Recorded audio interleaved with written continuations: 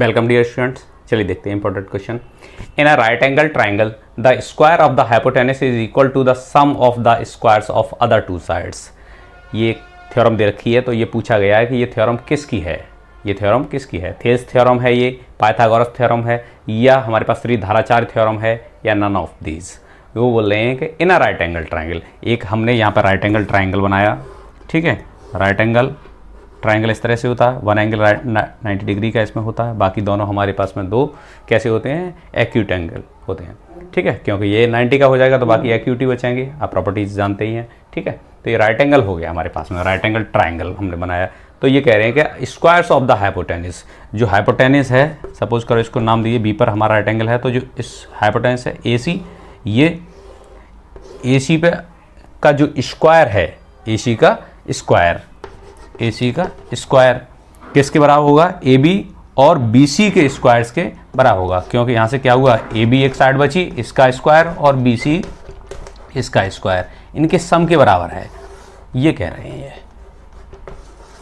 ये कि जो हाइपोटेनस का स्क्वायर है, square of the hypotenuse is equal to the sum of the squares of other two sides. Other कौन सी बची? ए बी बचा और एक हमारे पास में बी सी बचा, तीन ही साइड होती हैं। तो इन जो बची हुई दोनों साइड हैं, अगर इनके स्क्वायर्स को अगर ऐड किया जाए तो वो हाइपोटेनस के स्क्वायर्स के इक्वल होता है, ठीक है। ये किसने कहा है? पाइथागोरस का थ्योरम है ये हमारी। किसकी है? ये पाइथागोरस की थ्योरम है। तो यहाँ पे बहुत सारे ऑप्शन दे रखे हैं। श्रीधाराचार्य जी का फॉर्मूला है ही नहीं, डिस्क्रिमिनेंट फॉर्मूला है इनका, ठीक है, डिस्क्रिमिनेंट निकालने का, डी निकालने का, लेकिन वो इस बार आपके उससे कोर्स से हटा दिया गया, वहाँ से क्वाड्रेटिक इक्वेशंस जब आप पढ़ेंगे तो वहाँ दिया था, ठीक है। तो थेल्स थ्योरम है नहीं, ये कौन सी है? ये पाइथागोरस थ्योरम है। कौन सी है? Pythagoras theorem.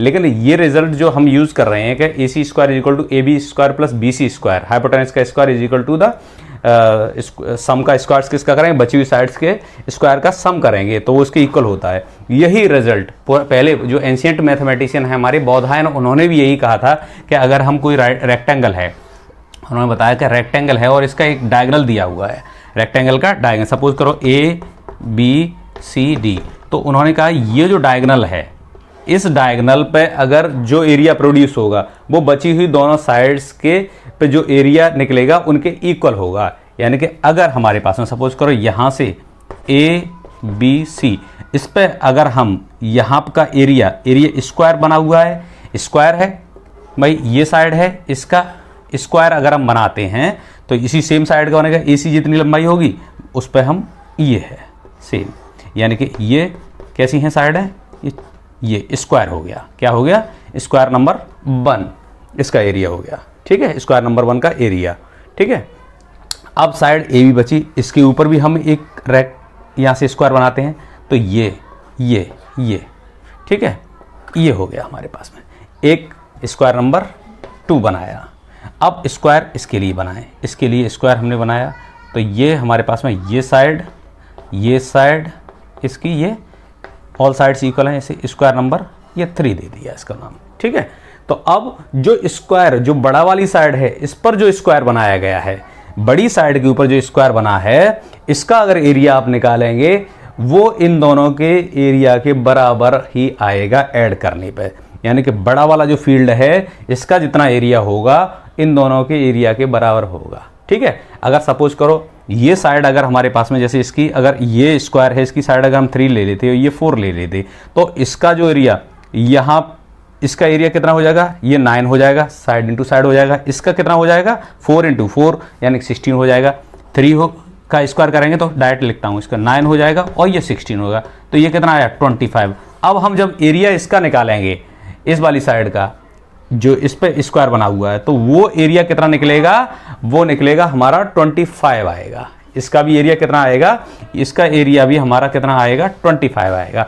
या अगर इनका एरिया 25 है तो इन दोनों के एरिया के ऐड करके इक्वल हो जाएगा। तो यानी कि इन दोनों का एरिया जितना होगा उतना ही एरिया इस अकेले बड़े वाली साइड पर जो स्क्वायर बना हुआ है उसके बराबर होगा, ठीक है।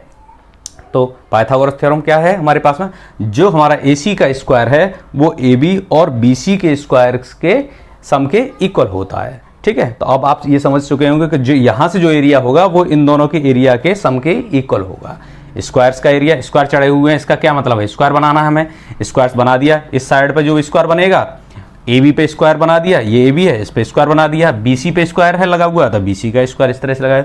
स्क्वायर्स का क्या मतलब है, यहाँ पे जो एरिया होगा इन दोनों एरियाओं को हमने ऐड कर लिया और ये इसके जो सम होंगे वो थर्ड साइड यानी जो लॉन्गेस्ट साइड इसकी हाइपोटेनस है, ठीक है, उसके एरिया के इक्वल होगा। ठीक है, तो यहाँ से अगर एरिया दिया हुआ है तो हम साइड भी निकाल सकते हैं। अगर एरिया हमसे 25 दिया हुआ है तो इसकी अगर साइड निकालने के लिए बोला जाए तो क्या होता है, साइड इक्वल टू क्या होता है, स्क्वायर रूट किसका ले लेते हैं, एरिया का निकालते हैं, तो क्या आएगा हमारे पास में +-5 आएगा। लेकिन हम नेगेटिव साइन लेते नहीं क्योंकि हमेशा लेंथ या एरिया हमारा क्या होगा, हमेशा पॉजिटिव होते हैं, क्योंकि एरिया किसी का नेगेटिव तो हो नहीं सकता। कोई भी जगह है या कोई लंबाई है, किसी भी छड़ की है या किसी भी जगह की लंबाई है, तो हमेशा लेंथ कैसी होगी, पॉजिटिव ही होगी, नेगेटिव तो हो नहीं सकती। अंदर थोड़ी घुस जाएगी रॉड, उसमें कितनी भी छोटी हो तब भी उसकी कोई ना कोई लेंथ तो होगी, तो हमेशा पॉजिटिव लेते हैं। तो यहाँ से अगर हमसे साइड निकालने के बोल देते कि ये साइड के बताओ, तो ये क्या हो जाएगा, √25 इसकी वैल्यू निकाल, तो यहाँ से क्या आएगा 5 आ जाएगा। प्लस की वैल्यू हम ले लेंगे, वैसे तो प्लस माइनस दोनों आते हैं लेकिन हमेशा क्या लेंगे, पॉजिटिव वैल्यू। तो हम अगर साइड दे रखी है तो आप एरिया भी निकल गया, एरिया से हम साइड भी निकाल सकते हैं, साइड दी हुई है तो हम उसका एरिया भी निकाल सकते हैं, क्योंकि स्क्वायर हैं यहाँ पे एक ही साइड से काम चल जाएगा। रेक्टेंगल होता तो हमें डबल साइड की जरूरत, लेकिन यहाँ क्या है, स्क्वायर दिया हुआ है, स्क्वायर के लिए क्या होता है, साइड इंटू साइड, एक साइड में दूसरी साइड का मल्टीप्लाई कर दीजिए तो वही एरिया आ जाएगा। और दोनों ही साइड इक्वल होती हैं स्क्वायर में, मतलब ऑल साइड्स इक्वल होती हैं, चारों ही, क्यों, हमें तो दो की, भाई यहाँ क्या है, रेक्टेंगल है, इसमें दो साइड्स की जरूरत होती है, लेंथ पता हो, ब्रेथ पता हो, लेकिन स्क्वायर में एक ही साइड, वही चारों कैसी हो जाएंगी, इक्वल ही हो जाएंगी स्क्वायर की। तो इस तरह से हम पता लगा सकते हैं, अगर राइट एंगल ट्राइंगल है और हाइपोटेनस है का जो स्क्वायर होगा हमेशा किसके सम के बराबर होगा, squares of other two sides, दोनों साइड्स के स्क्वायर्स के सम के इक्वल होगा। और ये कैसी है, पाइथागोरस थ्योरम है। कभी कभी इस तरह से भी आ जाता है कि अगर पाइथागोरस नहीं दिया हुआ तो वहाँ पर क्या है, आप उसको बौधायन का भी नाम ले सकते हैं, बौधायन, ये बौधायन, इन्होंने भी एंशिएंट मैथमेटिशियन थे, ये एंशिएंट मैथमेटिशियन, ठीक है, और इंडिया के थे ये, इंडिया कहाँ के हैं, इंडिया के, बौधायन। इन्होंने बोला था अगर रेक्टेंगल है और उसकी अगर डायगोनल पे अगर जो प्रोड्यूस किया जाए उसका जो एरिया होगा, ठीक है, तो वो किसके बराबर होगा, जो दोनों साइड्स बची हुई हैं इनके एरिया, इन पे अगर इनको प्रोड्यूस करके यहाँ से जो एरिया प्रोड्यूस होगा उसके इक्वल बैठेगा, सम के बराबर होगा। तो यही बौधायन थ्योरम है। ठीक है, हाइपोटेनस का square is equal to sum of, तो सेम है, इसमें कोई फ़र्क नहीं है। ठीक है, वहाँ भी हाइपोटेनस, ये राइट एंगल हो गया, ये क्या बन रहा है यहाँ से, राइट एंगल ट्राइंगल ही बन रहा है। तो ये बहुत पहले यूज़ कर चुके थे हमारे एंशिएंट मैथमेटिशियन से रिजल्ट को बौधायन। ठीक है, तो अगर आता है कहीं तो आपको पाइथागोरस इसमें बौधायन नहीं दिया है, पाइथागोरस है इसमें, पाइथागोरस को आप करेक्ट कर सकते हैं, पाइथागोरस हमारा करेक्ट ऑप्शन है।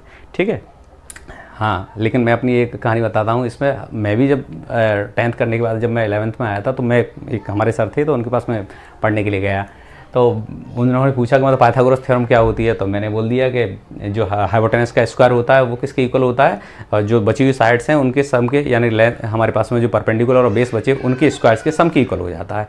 तो मुझसे बोले वो क्या किसी भी ट्राइंगल में ऐसा हो जाएगा, तब फिर मुझे एकदम याद आया कि गलती मेरी कहाँ हुई है। ये रिजल्ट किसके लिए पॉसिबल है, this result is possible only for right angle triangle. आप इस चीज़ को हमेशा ध्यान रखें, ये जो रिजल्ट है पाइथागोरस ने दिया है ये किसके लिए है, ये हमेशा किसके लिए रहेगा, ये रहेगा राइट एंगल ट्राइंगल के, ये कंपलसरी है। यहाँ पर राइट एंगल होना जरूरी है, ट्राइंगल कैसा होना चाहिए, राइट एंगल होना जरूरी है। ठीक है, शेप भले ही कैसी हो लेकिन उसमें वो ट्राइंगल कैसा हो जरूरी नहीं है। क्या इस तरह से भी हो सकती है, ये भी राइट एंगल ट्राइंगल हो गया। ठीक है, इस तरह से भी हो सकती है, ये भी राइट एंगल ट्राइंगल हो गया, लेकिन होना जरूर चाहिए राइट एंगल ट्राइंगल, वहीं पे ये रिजल्ट अप्लाई होगा। अगर राइट एंगल ट्राइंगल नहीं है तो पाइथागोरस रिजल्ट अप्लाई नहीं होगा। ठीक है, ये है, तो बस ऑप्शन हमारा बी करेक्ट ऑप्शन हो जाएगा। ठीक है, ओके, थैंक यू।